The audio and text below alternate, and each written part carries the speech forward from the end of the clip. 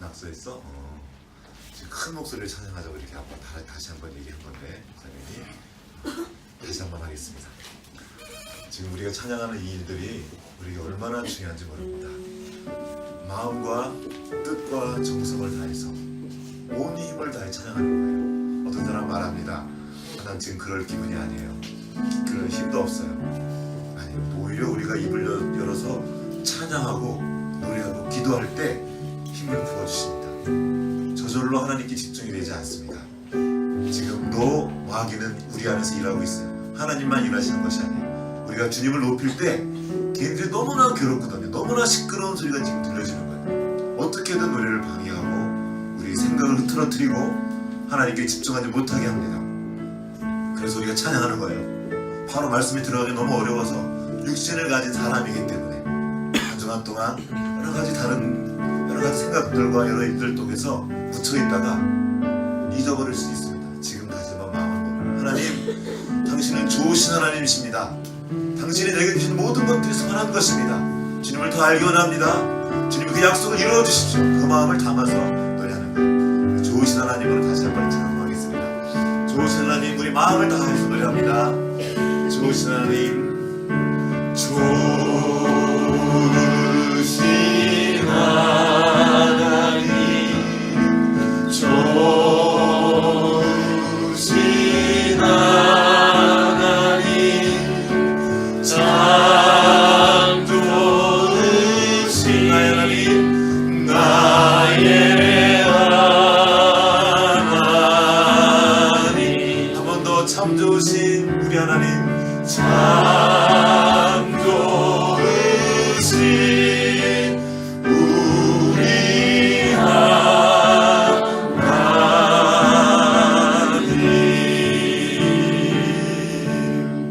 아멘. 우리 하나님이 우리에게 함께 하시고 그 좋으신 하나님께서 우리에게 말씀을 주셨습니다. 오늘 우리에게 주신 말씀 함께 읽도록 하겠습니다.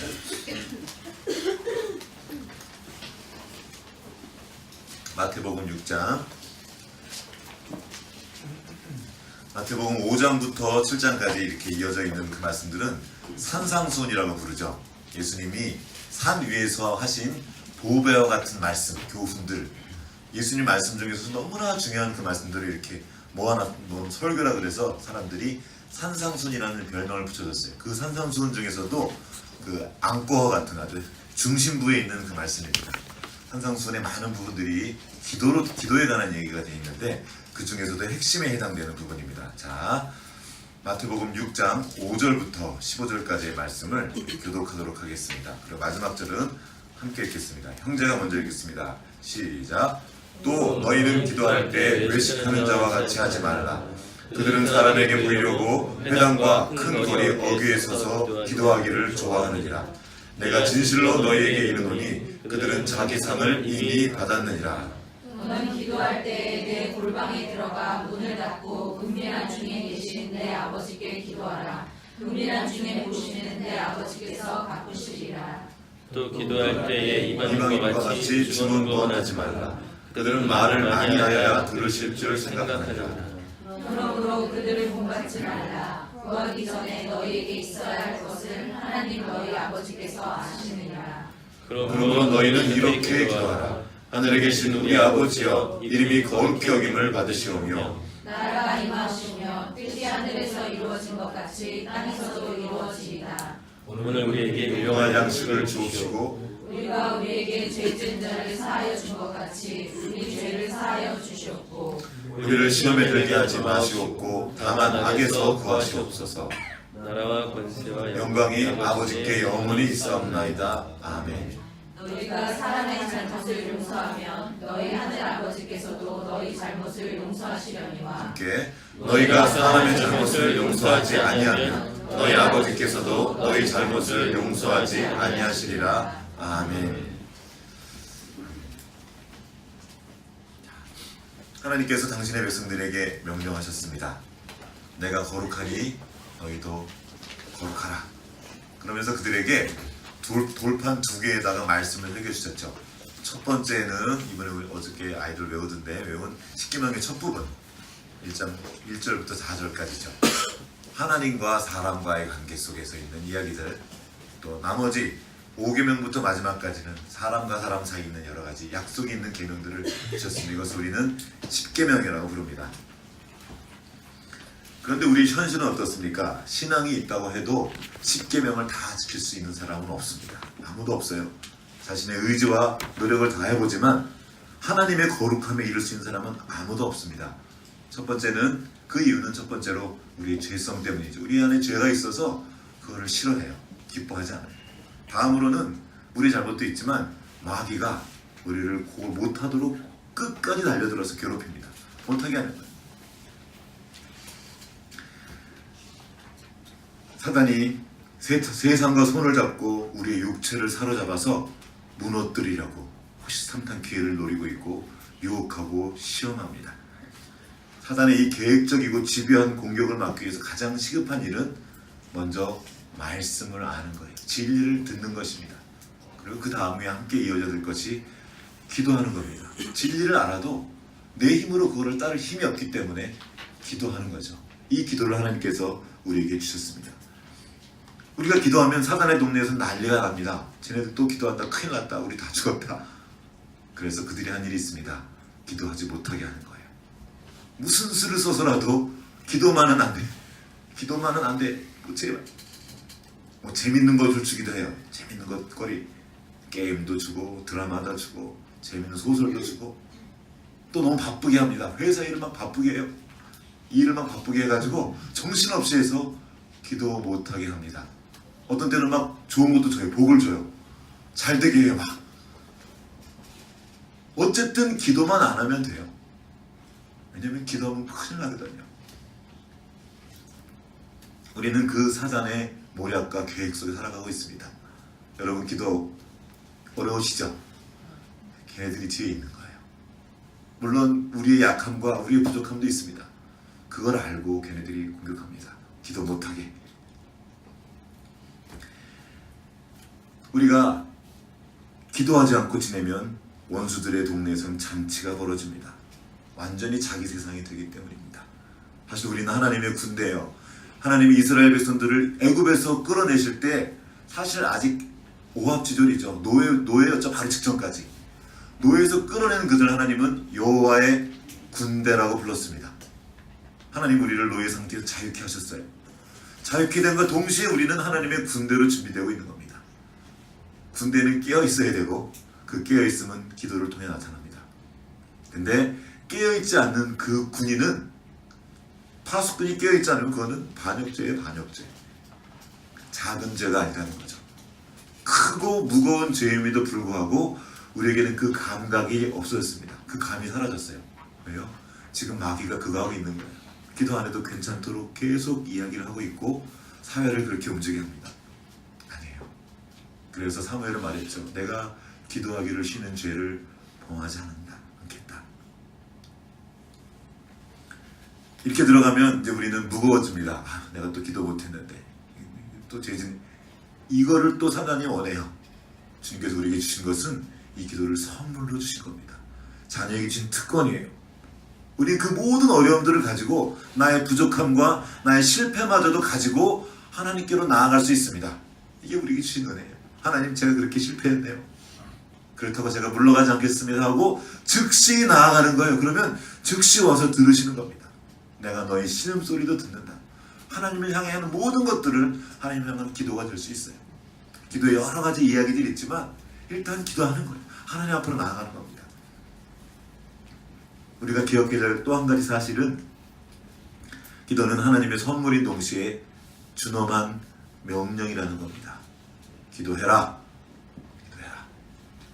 구약부터 신약에 이르기까지 얼마나 많이 이 말이 나온지 모릅니다. 기도해라. 이 명령 때문에라도 우리는 기도해요. 이 기도가 위대하고 가치가 있는 것 중에 그 이유 중에 하나는 뭐냐면 하나님의 명령이라는 거예요. 하나님의 말씀이에요. 그러므로 우리는 다른 이유가 없습니다. 뭐 내가 기도할 시간이 없어서요, 뭐 너 힘들어서요. 아니에요. 그냥 기도가 명령이기 때문에 또한 우리는 기도해야 합니다. 이건 루터가 대교리문답에서 여러 차례 강조한 말씀입니다. 제가 한번 읽어보겠습니다. 나에게 기도란 어떤 이유가 있어서 해야 하는 것이 아니라 하나님의 명령이기 때문에 해야 하는 것입니다. 그래서 기도가 가치 있는 것입니다. 우리의 기도의 가치는 기도드리는 우리에게 있지 않고 하나님의 명령에 있습니다. 그 위대하신 분이 기도하라 하셨기 때문에 그 말씀으로 인해 그 기도가 위대한 겁니다. 우리가 기도하면 그 위대하신 하나님이 거기에 와 함께 하시고 그 위대하신 뜻을 이루기 때문에 이 기도는 위대한 일입니다. 보이지 않지만 너무나 소중하고 너무나 위대한 일인 거죠. 이 기도의 가치와 의미는 우리의 어떠함이 아니라 하나님의 어떠함이 있습니다. 내가 잘하면 기도가 세고 내가 잘 못하면 약간 그런 것이 아니에요. 세상의 기도와 우리의 기도의 차이가 뭡니까? 세상의 기도는 공로가 나에게 있어요. 내공이 좀 센 사람이 기도를 해야 돼요. 그 힘이 세. 근데 우리는 아니에요. 말씀하신 그분에게 능력이 있어요. 하나님의 말씀을 따라 기도하면 그 기도는 어린아이의 기도라도 힘이 있는 겁니다. 우리 친구들 여기 앉아있는데 여러분들의 기도가 귀하다는 거예요. 그 기도가 여기 성경에 나와 있는 사도들의 기도와 전혀 밀리지 않는다는 겁니다. 말씀을 따라 하는 기도라면 말입니다. 이것도 루터의 말입니다. 제가 읽어드릴게요. 내가 지금 드리는 기도는 참되고 귀하며 거룩하다. 나의 기도야말로 사도 바울이나 모든 성인들의 기도만큼 하나님께 기쁨이 된다. 그 이유는 바로 이것이다.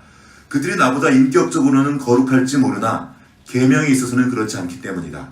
기도할 때 하나님은 사람으로 판단하지 않으시고 당신의 말씀과 그 말씀에 대한 순종으로 판단하시기 때문이다. 모든 거룩한 자들의 기도가 바로 이 계명 위에 서 있으며 나의 기도 역시 이 위에 서 있다. 모든 성인들이 드렸던 간구와 기도를 나도 역시 드린다. 놀랍지 않습니까? 어린아이에게 드리는 기도나 사도 바울이 드렸던 기도나 다르지 않다는 거예요. 그것이 하나님의 말씀을 따라 하는 기도라면 말입니다. 우리는 누구나 그래서 기도할 수 있어요. 그 반열에 함께 서는 겁니다. 기도하는 순간 나는 이래서요, 나는 저래서요, 나는 뭐가 잘 모르겠어요. 기도하라는 거예요. 기도는 계명인 동시에 약속입니다. 하나님께서 우리의 기도를 들어주신다고 응답하신다고 약속해 주셨어요. 그래서 위대합니다. 기도하는 순간, 우리가 주님을 부르는 순간 주님은 이미 우리 곁에 와 계십니다. 기도는 하나님의 마음에 우리의 마음을 조율하는 시간입니다. 조율. 아무리 좋은 악기라도 조율되지 않으면 온전히 연주할 수 없습니다. 하나님이 우리 안에 놀라운 능력을 담아주셨어요. 그런데 연주하신 하나님이 우리가 조율되어 있지 않으면 연주할 수 없어요. 조율할 때 하는 게 뭡니까? 이렇게 딱 조율기가 튜너라고 그러죠. 조율기 끼고 그 튜너한테 줄을 맞춰요. 그 튜너가 하나님이셔요. 하나님께 나의 마음과 나의 생각과 나의 삶을 조율하는 겁니다. 이것이 기도예요. 또 기도는 하나님께 충전하는 겁니다. 요즘에 핸드폰 그런 거 들고 다니죠. 배터리가 다 되면 아무리 좋은 최고의 신형 핸드폰이라도 배터리가 없으면 끝이에요. 더 이상 사용할 수가 없어요. 수많은 기능 다 소용없습니다. 연결되어 있어야 되고 충전되어 있어야 됩니다. 우리는 세상 육신을 가지고 있기 때문에 어떤 육신에 속한 일들을 할 수 있어요. 기도 없이도. 그러나 영에 속한 일, 하나님께 속한 일들은 기도 없이 이루어질 수 없습니다. 생명이 살아나고 변화되는 일들은 기도 없이 안 되는 거예요. 하나님께 접속되어야 됩니다. 아니면 끝이에요. 어디 가나 우리는 꽂을 수 있어요. 꽂으면 됩니다. 그러면 무한하신 하나님이 무한한 능력을 부어주시는 거죠. 기도는 또 호흡과 같습니다. 없으면 죽어요. 하나님께 연결되는 겁니다. 이렇게 기도에 대한 많은 좋은 이야기들 우리가 알고 있습니다. 그런데 문제는 어떻게 해야 될지 잘 모르겠는 거예요. 어떻게 기도해야 될까? 막상 기도하려고 그러면 뭐부터 기도해야 되지? 그렇게. 그러니까 사람들이 물었어요. 우리만 그렇게 궁금했던 것이 아니라 제자들도 궁금해했어요. 기독교에만 기도가 있는 것이 아닙니다. 원래 기도는 불교 용어라고 합니다. 불교 용어를 갖다가 쓰는 거예요. 저쪽에 종교마다 다 기도가 있어요. 모슬렘도 기도하고요. 그들은 하루에 5번씩 기도합니다. 엎드려서. 힌두교도 명상을 하면서 기도해. 다 기도라고 불러요. 그러면 우리는 어떻게 기도해야 될까? 제자들이 물어봤어요. 예수님, 우리 어떻게 기도하면 될까요? 하니까 예수님이 너희는 이렇게 기도하라 하면서 가르쳐 주셨습니다. 그것이 바로 우리가 주기도문이라고 부르는 이 기도입니다. 앞으로 언제까지 될지 모르겠는데 기회가 되는 대로 이 주기도문을 한 절 한 절 나눠서 보려고 합니다. 크로산이라는 그 신학자가 가장 위대한 기도라는 책을 썼어요. 거기서 말하는 것은 뭐냐면 이 기도는 기독교인들만을 위한 기도가 아니라는 거예요. 온 세상에 있는 모든 사람들을 위한 기도라는 겁니다. 이 주기도문을 보면 우리가 지금 말한 사도신경의 그 교리들이 나와 있지 않아요. 다른 내용들이 없어요. 그런데도 너무나 귀한 내용들을 다 담고 있다는 겁니다. 그 위대한 기도가 무엇인지 우리가 한 절 한 절 알아가 보기 원합니다. 자, 다시 오늘 본문으로 한번 가볼게요. 이제 한번 보겠습니다. 6장의 5절부터 봤죠. 여기 보면 6장 5절, 또 너희는 기도할 때 외식하는 자와 같이 하지 말라. 그들은 사람에게 보이려고 회당과 큰 거리 여기 서서 기도하기를 좋아하느니라. 내가 진실로 너희에게 이르노니 그들은 자기 상을 이미 받았느니라. 자, 하나님이 진짜 기도를 가르쳐 주기 전에 나쁜 예를 몇 가지 가르쳐 주십니다. 첫 번째 예가 이거죠. 사람 앞에서 하는 보여주기식 기도. 그럴듯한 기도. 막 화려하고 멋져 보이는 그런 기도. 그런 기도 필요 없다는 겁니다. 어느래도 괜찮아요. 말 잘 못해도 괜찮습니다. 하나님 기도하라. 그냥 기도하면 된다는 거예요. 그리고 골방에서 은밀하게 기도하면 된다는 거예요. 기도를 묻지 않습니다. 제가 새벽 예배 나오라고 하지 않는 이유가 그거예요. 여러분 계신 곳에서 기도하셔요. 저는 저 일을 할 거예요. 꼭 기도하셔야 됩니다. 기도로 시작하는 하루와 그렇지 않은 하루가 같을 수 없습니다. 여러분 계신 그곳에서 괜찮습니다. 골방에서 기도하셔요. 그리고 감사한 것은 한 2주에 1명 정도 나오시거든요. 그러면 그분 때문에 빠질 수가 없어요. 언제 나올지 모르기 때문에 계속 하는 거예요. 큰 은혜입니다. 그분들 정말 앞으로도 괜찮습니다. 그렇게 일주일에 한 번 아니면 뭐 한 달에 괜찮아요. 언제 나올지 모르는 그 긴장 때문에 계속 저로 기도하고 계시는 그분들께 감사를 드립니다. 그리고 여러분 괜찮습니다. 계신 그곳에서 기도하십시오. 아침이 좀 늦게 시작될 수 있어요. 어떤 분들은 저녁이 늦으니까 요즘에 이 사회가 새벽에 기도하기 참 어려운 사회예요. 그래서 말씀드립니다. 일어나면 먼저 하나님 앞에 나가서 기도부터 시작하십시오. 괜찮아요. 나 오늘 새벽 기도 이거 부담을 치우시고 기도를 일단 시작하십시오. 우리 친구들도 마찬가지예요. 그냥 짜증 부리면서 일어나가지고 이러고 나가지 말고 오늘도 생명 주신 하나님께 감사하며 기도를 시작하는 거예요. 자, 갈 길이 머니까 지나가겠습니다. 그 다음에 중언부언하는 기도, 계속 반복하는 기도라는 뜻도 있지만 뜻없이 하는 기도입니다. 그냥 습관적으로 그냥 그런 거 많이 하죠. 식기도 같은 거 할 때도 막 그냥 해치우는 기도, 중얼중얼 그냥 아무 의미 없이 막 하는 기도. 기도가 그냥 습관이 돼버리고 종교 행위가 돼버린 경우가 많습니다. 그렇게 기도하지 말라는 거예요. 잘 짧게 기도하더라도 깊이 마음을 담아서 진심으로 기도하는 거예요. 하나님을 진짜로 부르는 거예요. 하나님, 그러면 그때 오십니다. 삶의 자리에서도 길게 기도할 시간이 없을 때가 있어요. 그때 부르는 거예요. 주님하고 진짜로 간절히 주님을 부르는 겁니다. 주님, 지금 지혜가 필요합니다. 지금 바로 이 순간 도와주세요. 아이들을 가르칠 때, 회사에서 어떤 결정을 할 때, 사람과 만날 때 그렇게 기도하세요. 그리고 따로 시간을 내서 기도하십시오. 꼭 핸드폰 충전하듯이, 컴퓨터 충전하듯이 꼭 그렇게 기도하면서 나아가시기 바랍니다. 자, 그렇게 기도하지 말라는 이것 2가지를 치우고 일단 바로 본문으로 들어가 보겠습니다. 이렇게 나쁜 예를 말씀해 주신 뒤에 이렇게 하지 말라, 그들을 본받지 말라, 이것이 바로 세상 사람들이 하는 기도입니다. 세상 사람들도 기도하고 세상의 다른 종교인들도 기도합니다. 그런데 주님이 가르쳐 주시는 기도는 뭔가 다른 거예요. 무엇이 다를까? 이 기도는 그냥 즉흥적으로 주시는 기도가 아닙니다. 기도의 본들이 성경에 저쪽 구약부터 쭉 있습니다. 모세의 기도, 솔로몬의 기도, 시편의 기도들, 예언자들의 기도들, 이 긴 기도의 전통들을 다 꿰어서 이 짧은 기도 속에 다 담아내신 거예요. 그러니까 위대한 기도인 거죠. 사람을 지으신 분이 사람의 가장 필요한 것들을 주신 기도입니다. 이 기도의 의미와 내용을 담고 우리가 그렇게 기도하면서 그 기도의 축복을 누렸으면 좋겠습니다. 자, 9절 말씀 다 같이 한 목소리 읽어보겠습니다. 시작. 모두 너희는 기도하라. 하늘에 계신 우리 아버지여, 이름이 거룩히 여김을 받으시오. 자, 너희는 이렇게 기도하라 하고 방법을 가르쳐 주신 겁니다. How, 어떻게 기도하는지 구체적으로 가르쳐 주시면서 직접 기도의 예시를 주셨습니다. 자, 첫 마디가 이겁니다. 하늘에 계신 우리 아버지여. 같이 한번 시작. 하늘에 계신 우리 아버지여. 이게 혁명입니다. 혁명. 놀라운 기도였어요. 하늘에 계신 그분을, 창조주 하나님을 아버지라고 감히 부르게 하는 기도였던 거예요. 자, 조금 더 자세히 들어가 보겠습니다. 이 첫 구절의 헬라어는 바테르 헤몬이에요. 바테르 헤몬. 파테르가 뭘까? 파테르. 헬라어인데 때려봐봐. 알아맞혀. 파테르.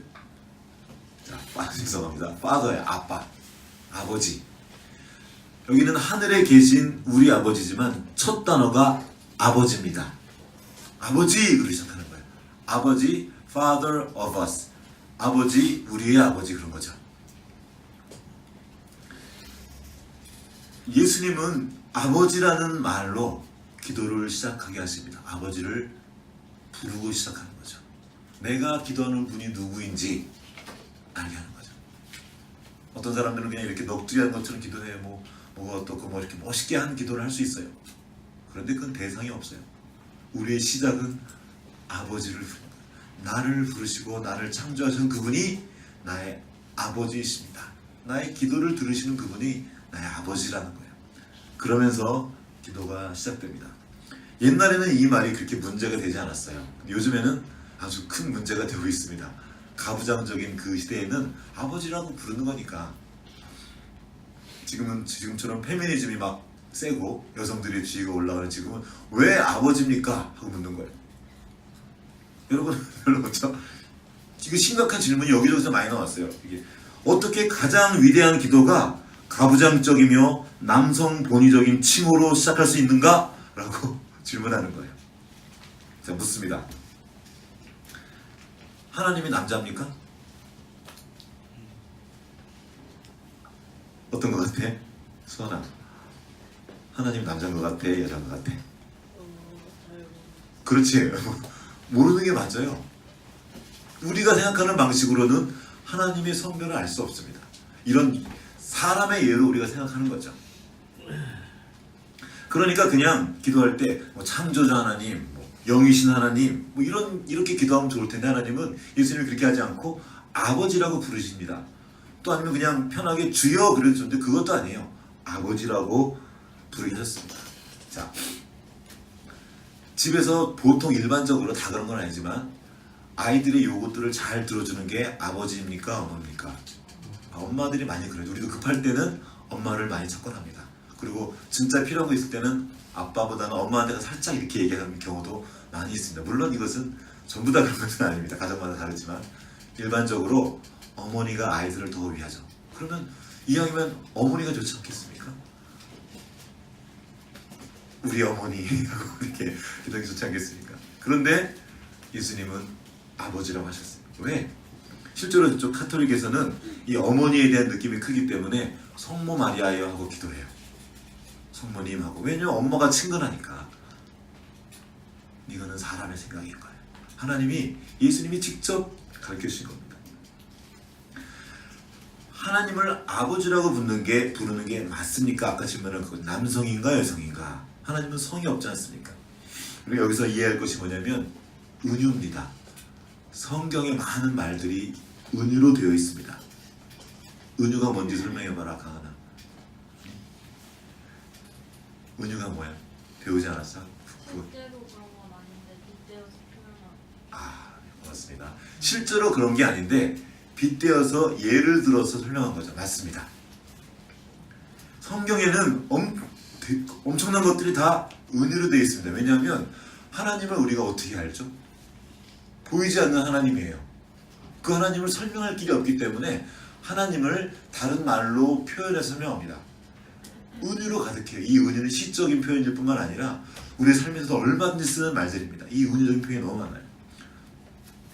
은유는 한 사물을 마치 다른 것처럼 상상하면서 묘사하는 겁니다. 이런 성경에 이런 말들이 있죠. 여호와는 나의 방패시오. 여호와는 나의 방패예요? 하나님이 어떻게 이런 물건이 아니란 말이에요. 은유적인 표현. 나의 산성이요, 나의 요새요, 나의 피할 바위시며 나의 도움이, 다 사람이 이해할 수 있는 말로 하나님을 생각할 수 있도록 돕는 겁니다. 이런 말을 쓰. 내 마음은 호수요.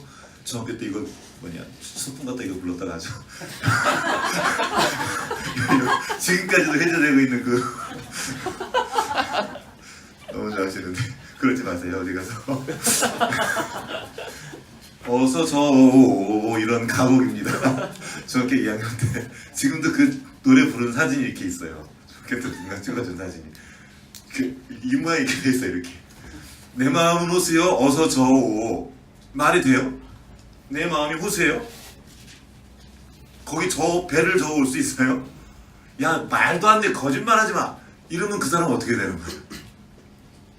아니죠. 이게 이게 은유입니다. 이 은유는 뭐냐면 실제 일은 아니지만 그것을 느껴지게 해요. 이 상상을 통해서 그 어떤 하고자 하는 말이나 그 내용이 더 가까이 나에게 느껴지도록 도와주는 게 은유입니다. 자, 하나님은 우리가 볼 길이 없어요. 알 길이 없어요. 어떻게 하나님을 알까? 은유를 통해서 말해주는 거예요. 이런 분이다. 좀 더 들어가 볼게요. 자, 은유적인 표현들은 우리 생활 중에도 많이 있습니다. 아침에 해가 떠오른다. 맞아요, 틀려요? 과학적으로 틀리지? 맞아? 해가 떠올라? 지금 왜 해가 이렇게 오는 게 왜 올라오는 겁니까? 그렇지, 예준이가 말하지. 지구가 자전을 하면서 이게 돌아가면서 오는 거죠. 봄이 가고 여름이 오고 이게 말이 됩니까? 지구가 도는 거예요. 계몽주의 시대 때 그런 일들이 벌어졌어요. 계몽주의에는 우리는 빛을 밝힌다 그러는데 이 사람들이 한 일이 뭐냐면 이런 은유적인 이 고대 사람들이 썼던 그 모든 은유들을 다 과학적인 언어로 바꾸면서 이건 다 미신이다 이래버린 거예요. 미신이 아니라 은유적인 표현일 수 있는 거거든요. 그런 얘기들이 엄청 많이 있는데 우리는 다 우리가 똑똑하다고 뭔가 안다고 말하면서 그 진짜 의미들을 다 치워버린 거예요. 내 마음은 호수요 그대 저오. 그랬더니 막 이 말도 안 되는 말 하고 있나 하면서 치워버리면 그거 안 되는 것처럼 성경에 가득한 그 은유들을 우리가 알고 있는 그 생각만 따라서 소위 과학적이라 말하는 그 말, 그 생각의 구조를 따라서 보면 오히려 어둠에 빠지게 되는 거죠. 그래서 그가 표현합니다. 크로산이라는 분이 말한 거예요. 계몽주의 시대는 우리를 밝힌다고 말했지만 오히려 수많은 언어들을 더 어둡게 만들었다. 그렇게 표현해요. 우리의 좋은 생각들, 우리의 똑똑해 보이는 그런 생각들이 소위 요즘에는 과학주의라 그러죠. 그런 과학주의적인 생각이 진짜 의미들을 놓쳐버리게 할 때가 너무나 많습니다. 말하는 거예요. 털썩 주저하면서 나 이제 죽었다. 그러면 의사 데려옵니까? 아니잖아요. 다 이게 우리 말 속에 다 포함되어 있습니다. 하나님 아버지도 은유적인 언어입니다. 하나님이 남성이라는 말이 아니라 대표성을 가지고 부르는 언어입니다. 이 성경의 용례들을 쭉 찾아보면 아버지라는 말을 썼는데 이 아버지 안에 아버지 어머니를 함께 부르는 표현들이 담겨져 있어요. 특히 잠언을 보면 아버지와 어머니에 대한 얘기가 많이 나오는데 그 긴 이야기는 빼고 이 아버지라는 말이 아버지 어머니를 함께 부르는 그런 말을 담아낸 경우가 있습니다. 예를 들면 베드로가 그 사람들이 모인 그 마가다락방에서 형제들아라고 불렀어요. 거기 여자가 있어요, 없어요? 그 기록되어 있습니다. 예수님의 어머니와 거기에 마리아와 몇몇 여자들과 함께 남자 여자가 같이 있는데 베드로가 형제들아 하고 불렀어요. 뭘 모르는 것이 아니라 이 형제들아라는 말 속에 그 모든 것들을 포함하는 말들이라는 거죠. 그 대표성을 가진 단어가 바로 아버지였습니다. 포괄적인 응원하는 거예요. 기도에서 중요한 것은 내가 기도하는 분이 누구인지 어떤 분인지 알고 기도하는 게 정말 중요합니다. 그 기도의 대상이 분명히 알고 기도해야 된다는 거죠. 그러면 우리가 기도하는 대상인 하나님은 어떤 하나님이십니까? 성경은 출애굽을 배경으로 등장했습니다. 창세기부터 나와 있지만 출애굽기가 사실상 먼저예요.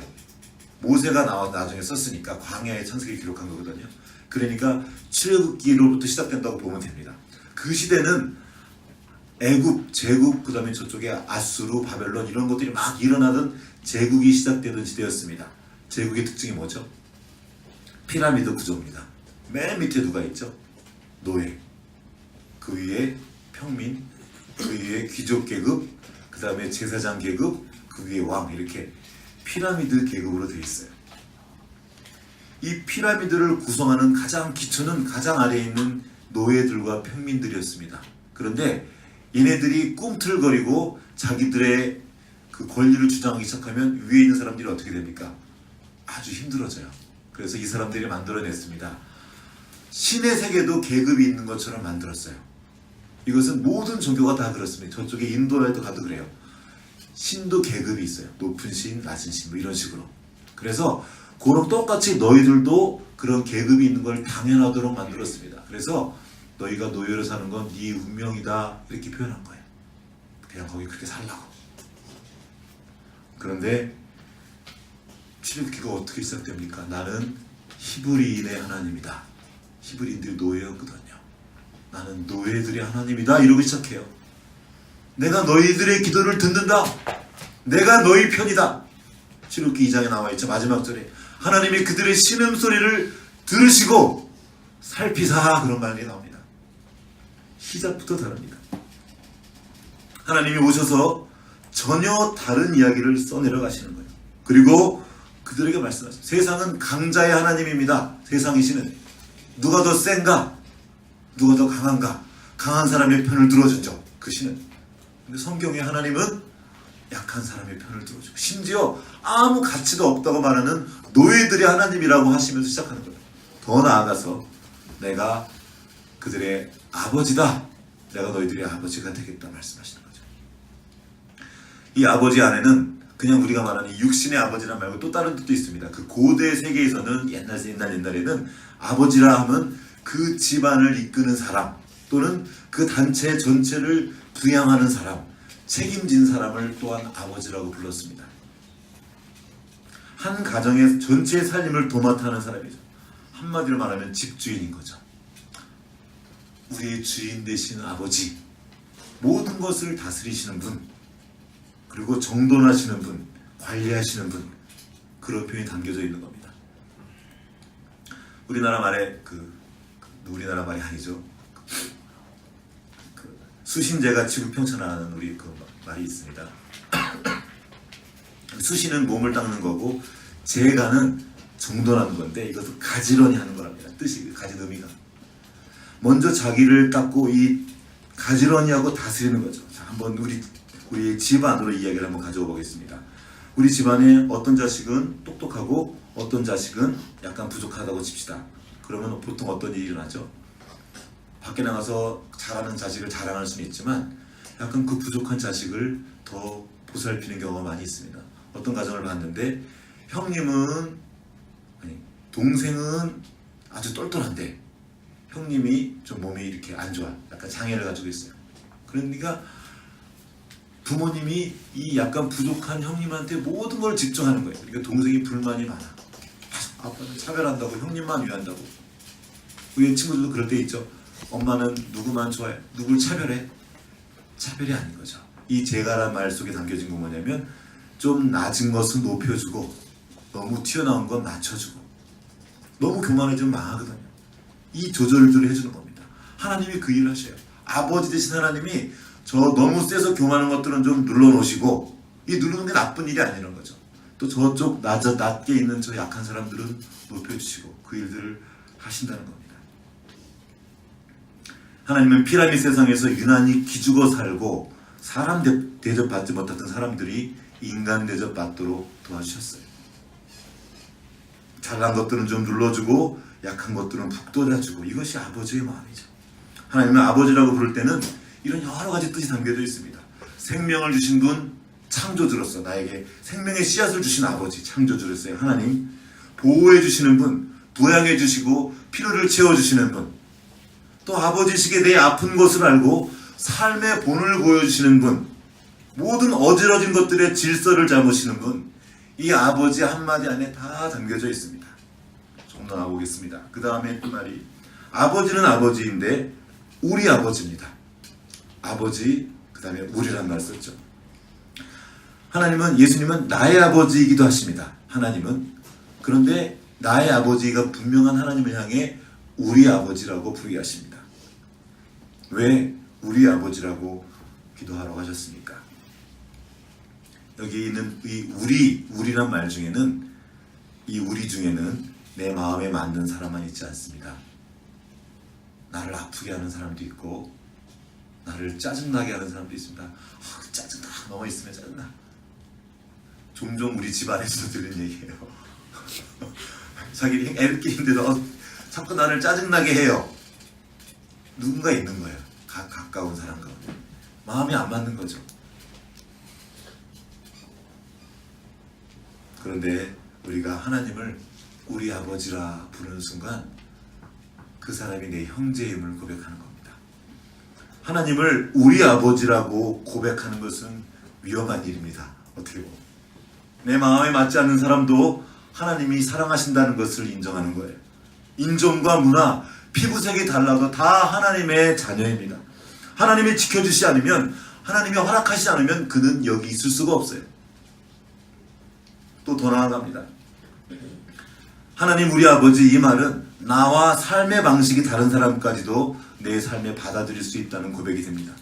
그들에게 내 마음을 여는 거죠. 우리가 살아가는 이 시대와 이 시대의 사람들에게도 마음을 여는 겁니다. 그래서 혁명적인 기도입니다. 세상을 뒤집는 기도였어요.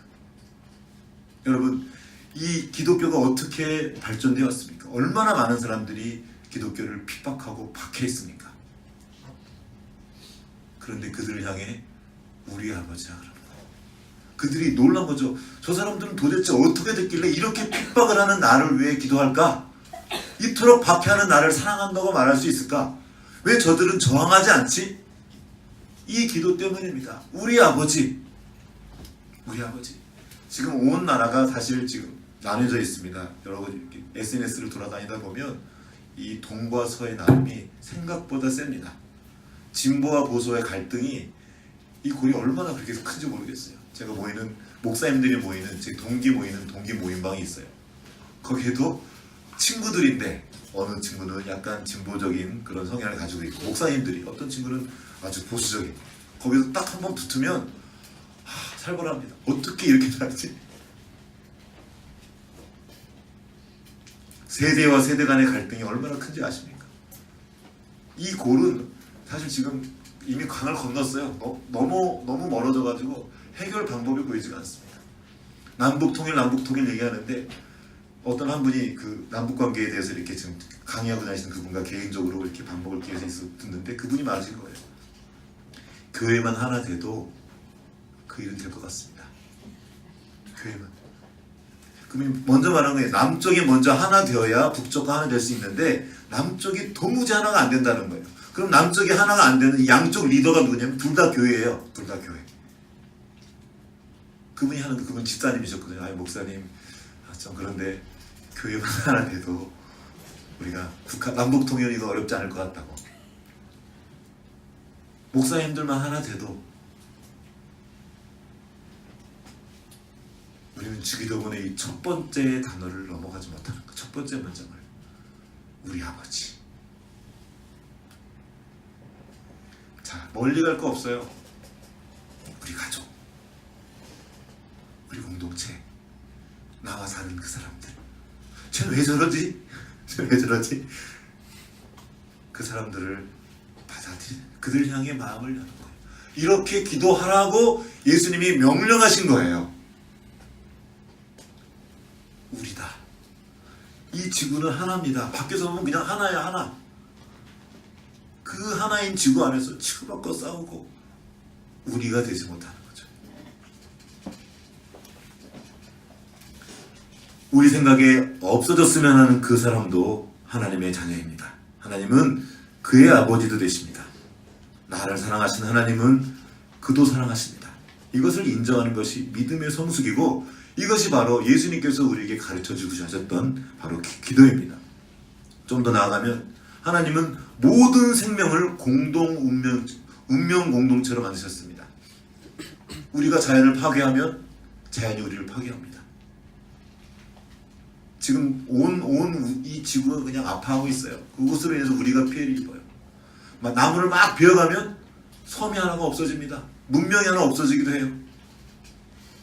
하나님은 사람을 이 땅과 연결시켜 주셨습니다. 그래서 우리는 이 자연도 잘 보살펴야 돼요.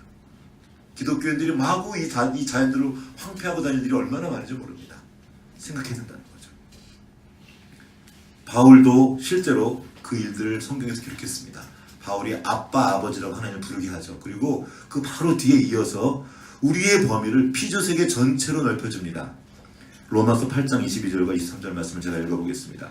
피조물이 다 이제까지 함께 탄식하며 함께 고통을 겪고 있는 것을 우리가 아느니라. 그뿐 아니라 또한 우리 곧 성령의 처음 익은 열매를 받은 우리까지도 속으로 탄식하여 양자될 것 곧 우리 몸의 속량을 기다리시느니라.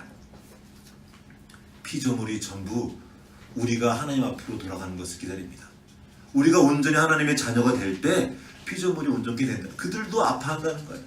그것들도. 우리가 우리의 삶의 편리를 위해서 자연을 파괴하도록 그냥 내버려두면 안 됩니다. 이것은 하나님을 아버지라고 부르는 우리들의 책임이기도 합니다. 우리가 하나님을 아버지라 부른다는 것은 단지 아들이 아니라 이제 나아가서 상속자임을 말하기 때문입니다. 즉 책임을 맡은 사람이에요. 상속자. 로마서 8장 15절과 17절 한번 함께 찾아 읽어보겠습니다.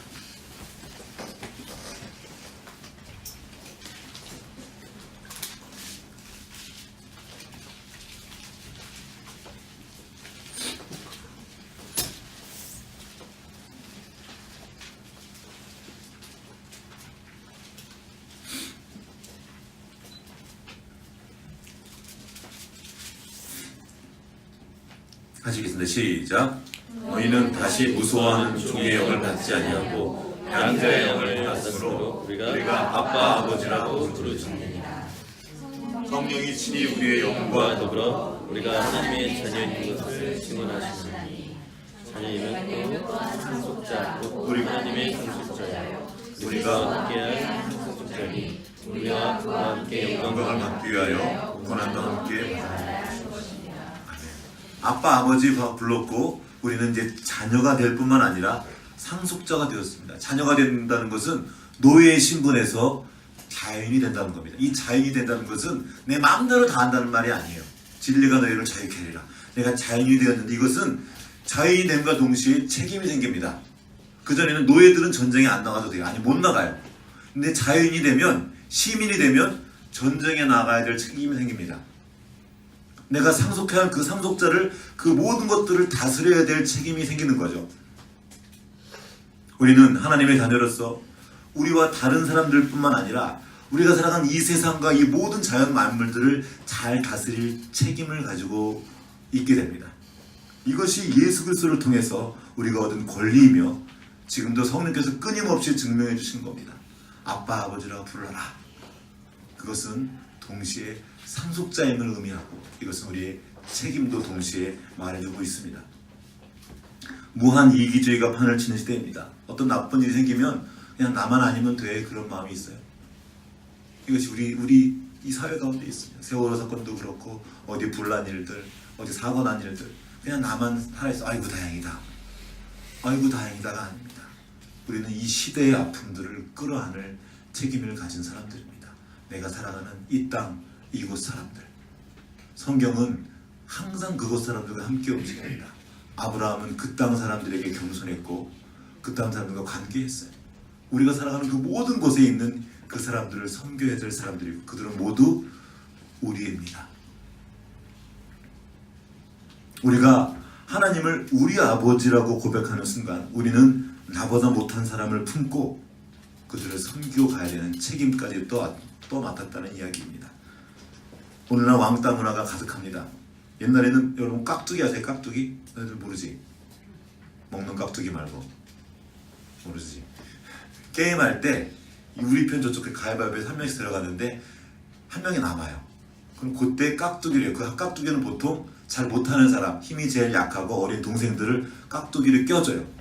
그래서 우리는 요즘에 약한 사람은 저쪽으로 치워버리고 왕따를 시켜버립니다. 옛날에는 안 그랬거든요. 깍두기를 껴서 같이 놀았어요. 깍두기의 특징이 뭐냐면 못해도 돼요. 못해도 너도 못해 하잖아요. 같이 그냥 끌어안고 가는 거예요. 오늘날에는 약한 사람을 빼버립니다. 그러지 말라는 거죠. 공동체를 회복하는 가장 급선무는 하나님을 우리 아버지라고 부르는 거예요. 하나님을 모른다 말하고 없다고 말하는 사람까지도 품고 함께 가야 하는 것입니다. 우리는 우리 힘으로 누군가를 진정으로 안을 수 없습니다. 가족조차도 온전히 사랑하지 못하는 것이 우리의 모습입니다. 그런데 너 어떻게 나와 다른 사람, 내 마음에 안 드는 사람들을 사랑하고 그들을 품에 끌어안고 할 수 있겠습니까? 안 됩니다. 못합니다. 그래서 하나님이, 예수님이 우리에게 기도를 가르쳐 주신 거예요. 하늘에 계신 우리 아버지여, 이렇게 기도하라고. 다 네 형제들이라고. 우리가 하나님을 우리 아버지라고 부르기 시작할 때 이제 그 일이 시작되는 겁니다. 성령께서 하신 일이 뭡니까? 우리를 하나 되게 하시는 거예요. 하나님의 자녀 되게 하시는 거예요. 아버지가, 하나님이 우리 아버지이신 것을 알게 해주시는 겁니다. 아까도 잠깐 말했던 이 동서 갈등, 수많은 우리나라 안의 갈등, 마음이 굳어 있습니다. 마음이 얼어붙었어요. 그 얼어붙은 마음을 녹일 수 있는 방법은 딱 한 가지입니다. 봄바람이 불어오는 거예요. 봄바람이 불어오면 끝납니다. 막 바리케이트를 쳐도 봄바람이 불어오면 막을 수가 없어요. 녹아지는 거죠. 제가 만든 봄바람이라는 동요의 내용입니다. 이 말씀은 사실, 이 노래는 사실 에스겔 37장에 나오는 말씀입니다. 생기야 사방에서부터 불어와서 사망을 당한 저들에게 불어와 다시 살아나게 하라. 이거를 바꾼 거죠. 이 생기가 루아흐, 바람입니다. 성령의 푸뉴마, 바람이에요. 그 성령의 바람이 불어오면 하나님을 우리 아버지라고 부르는 일이 일어납니다. 오늘 우리 아까 노래했어요. 오소서 성령님. 무슨 말입니까? 하나님을 우리 아버지라고 고백하는 일들이 일어나게 하십시오. 그거예요. 지금 우리에게 필요한 것은 하나님입니다. 그 성령의 바람이 불어오는 거예요. 냉랭한 마음들, 갈라진 마음들, 속상하고 그것 때문에 분노하고 원망하는 모든 마음들, 그래서 얼어붙은 거예요. 상처 때문에 얼어붙었어요. 얼음이 끼어지면 칼처럼 됩니다. 위험해요. 날카로워져 죽어요. 그 날카로워진 모든 마음에 성령의 바람이 불어오고 기도하라는 거예요. 로마서 8장에 나와 있는 말입니다. 우리가 기도해, 마땅히 기도해야 될 바를 알지 못한다고 말하고 있습니다. 맞아요. 우리는 몰라요. 그래서 가르쳐 주시는 겁니다. 예수님께서 우리 아버지라고 기도해라. 그리고 성령이 오셔서 도와주시는 겁니다. 하나님, 너희 하나님을 아빠 아버지라고 불러라. 이제 우리가 하나님을 아빠 아버지라고 부르는 우리가 이제 그 성령의 바람을 힘입고 그 바람을 전파하는 사람이 되기 바랍니다. 이미 그 성령의 바람이 우리에게 불어왔습니다. 이걸 믿음으로 받고 이제 하나님의 자녀로서 그 합당한 삶을 살아가기 원합니다. 같이 기도하겠습니다.